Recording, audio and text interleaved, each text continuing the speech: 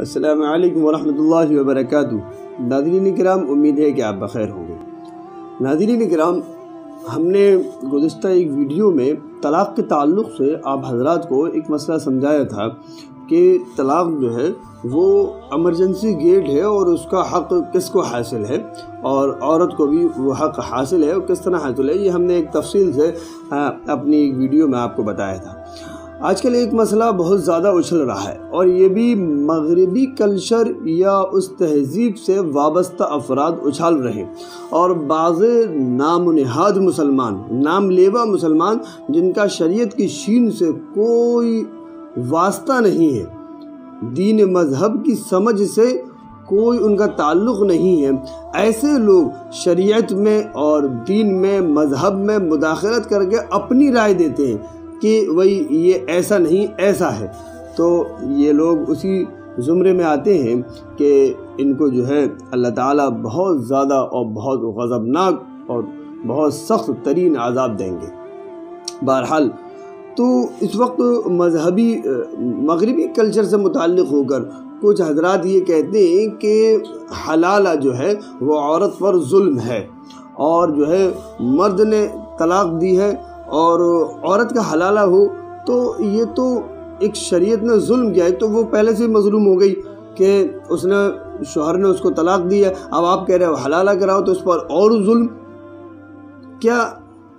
یہ بات سمجھ میں آتی ہے؟ تو وہ اس طرح کے اشکالات کر کے اور اس طرح کے اعتراضات کر کے جو ہمارے سادہ لوح مؤمن ہوتے ہیں، مسلمان ہوتے ہیں یا عام لوگ جو ہوتے ہیں ان کو بہکاتے ہیں کہ دیکھیے شریعت یہ کہتی ہے اور شریعت میں اس طرح نہیں کہنا چاہیے۔ ارے تھوڑی سی موٹی عقل رکھنے والوں تھوڑا سوچو کہ یہ راستے جو یہ بتائے گئے ہیں صرف اس کا نام ہے، تم کسی چیز کا غلط استعمال کرو اور پھر کہو شریعت نے اس کو ایسا کیا ہے تو یہ تو غلط ہے۔ کم سے کم سمجھنے کی کوشش تو کرو کہ آخر یہ حکم اللہ اور اس کے رسول صلی اللہ علیہ وسلم نے دیے ہیں، تو ظاہر ہے جب یہ احکام اوپر سے آئے ہیں تو اس میں خیر ہوگی، اس میں بہتر کیا ہوگی، بس ہم سمجھتے نہیں ہیں اور نہ سمجھنے کی کوشش کرتے ہیں، بس فوراً اعتراضات کو لپک لیتے ہیں اور پھر اسی میں مگن ہو جاتے ہیں۔ دیکھیے ایک بے غیرت آدمی ہے جو کسی کی قدر نہیں کرتا، اس کو ایک مثال سے سمجھے، جیسے ایک بندہ ہے جو میرے ساتھ بہت اچھی طرح سے رہتا ہے، گھلتا ہے، ملتا ہے اور جو ہے میرا اس سے معاملہ طے ہوتا ہے اور اچانک جو ہے وہ میرے پیسے لے کر بھاگ جاتا ہے۔ اب وہ میرے پیسے لے کر بھاگ جاتا ہے اور وہ غائب ہو جاتا ہے، اب باوجود اس کے پاس پیسے ہیں اور وہ میرے پیسے نہیں دیتا ہے، واپس نہیں کرتا ہے۔ اب میں جاتا ہوں قاضی کے پاس، قاضی کہتا ہے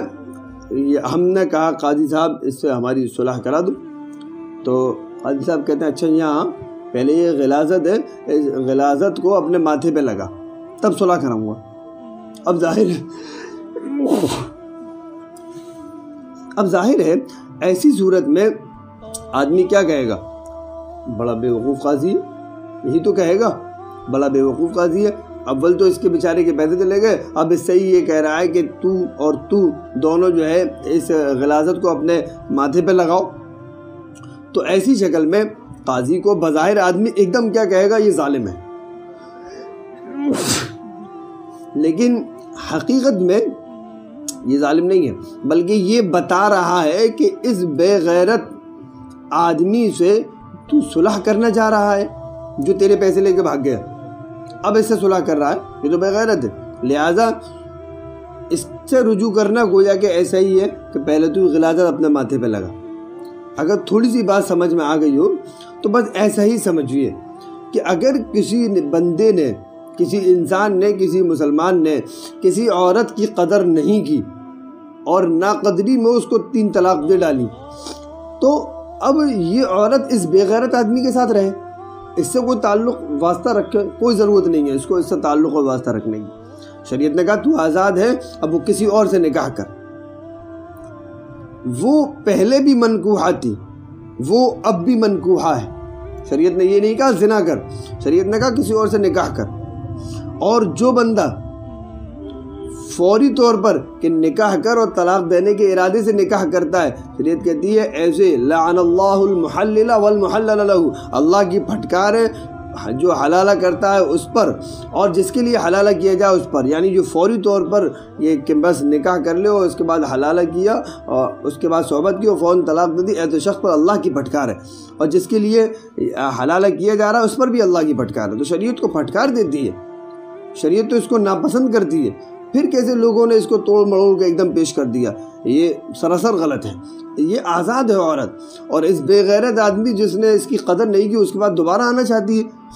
نہیں آنا چاہیے۔ شریعت کہتی ہے تو آزاد ہے، جس سے چاہے نکاح کر۔ اب اتفاق امر اس شوہر کا جس سے اس کا نکاح ہوا ہے، اب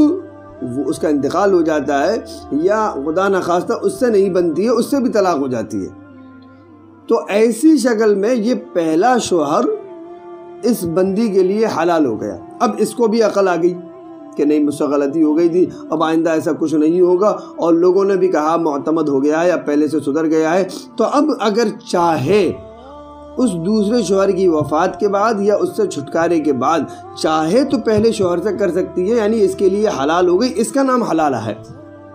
نہ کہ ایک پروپیگنڈا جو چل رہا ہے اس کا نام حلالہ ہے۔ تو یہ عورت کل بھی منکوحہ تھی، یہ عورت آج بھی منکوحہ ہے، عورت پر کہاں ظلم ہوا؟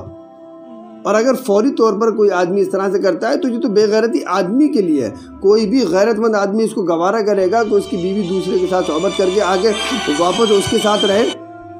کوئی بھی بے غیرت آدمی اس کو گوارا نہیں کرے گا، اور جب بے غیرت آدمی اس کو گوارا نہیں کرے گا تو پھر ایسی شکل میں جب آدمی اس کو گوارا نہیں کرے گا، عورت جہاں چاہے وہاں رہے، آزاد ہے۔